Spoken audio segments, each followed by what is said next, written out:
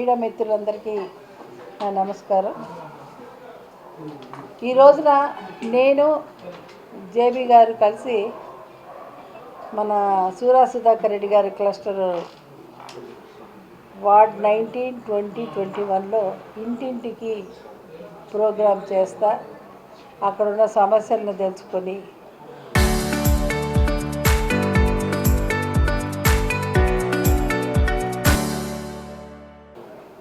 అక్కడంతా మేము దాదాపుగా 11:30 to 12కి డిస్కస్ అయ్యాము. జేబీ గారు ఇంటికి వచ్చారు, నేనేమో ఈ టెంపుల్కి వాళ్ళు పిలిస్తే ఒక టెంపుల్కి వెళ్ళాను. ఈ లోపల టెంపుల్ నుంచి నేను తిరిగి ప్రయాణంలో ఉండగా జేబీ గారి మీద అటాక్ జరిగింది అని చెప్పని నాకు ఫోన్ రావటం, నేను ఇక్కడికి వచ్చి చూసిన తర్వాత బయట ఉన్నటువంటి పరిసరాలు చూసిన తర్వాత మాత్రం నేను ఒక షాక్కే గురయ్యాను.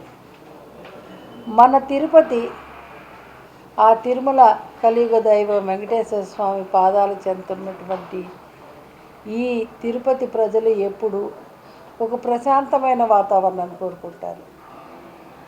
ఆధ్యాత్మికమైన ప్లేస్ ఇది.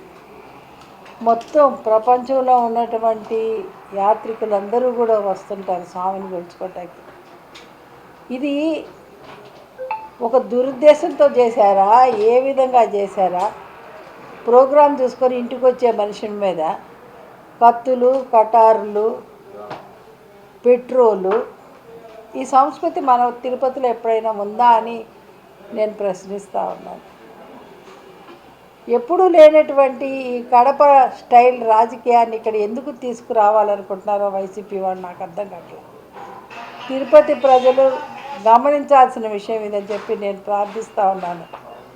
ఎందుకనంటే ఒక చిన్న వార్త మొత్తం దేశాలకే వెళ్ళిపోయి అట్టుడికేటటువంటి వార్త ఇది. ఒక ఇంట్లో కూర్చొని మాట్లాడుకుంటున్న అతని మీద అటాక్ చేసి ఇప్పుడే కత్తి చూసాను. నేనైతే ఇంతవరకు అటువంటి కత్తులు ఎక్కడ చూడలేదండి, ఫస్ట్ టైం చూస్తున్నా. బయట పడుంది ఒక కత్తి, అటువంటి కత్తి మాత్రం మరి అది ఎలాగా దాన్ని ఇచ్చేసారో కూడా నాకు అర్థం కాలేదు. ఇది చాలా అమానుషమైన చర్య. దీన్ని మేము అందొకటి మొత్తం రాష్ట్రం మొత్తం మీద డిఎస్సికి వ్యతిరేకంగా నిరసనలు తెలియజేస్తున్నారు. శాంతియుతంగా వాళ్ళు నిరసన తెలియజేస్తారన్నదే మాకు మెసేజ్ ఇచ్చారు. అదే ఉదయం నుంచి నాకు 3-4 మెసేజ్లు వచ్చినాయి. అలాగే పోలీసు వాళ్ళ వైపు నుంచి మీరేమన్నా చేస్తున్నారా ఈ టైపులో వచ్చేవి. కానీ మరి ఇంటికి ఆ వంకనే వచ్చారని మేము అనుకున్నాం, కానీ ఇలాగ అటాక్ చేస్తారనేది మాత్రం మేము అసలు కలలో కూడా ఊహించలేదు. ఇది చాలా అమానుషమైన చర్య.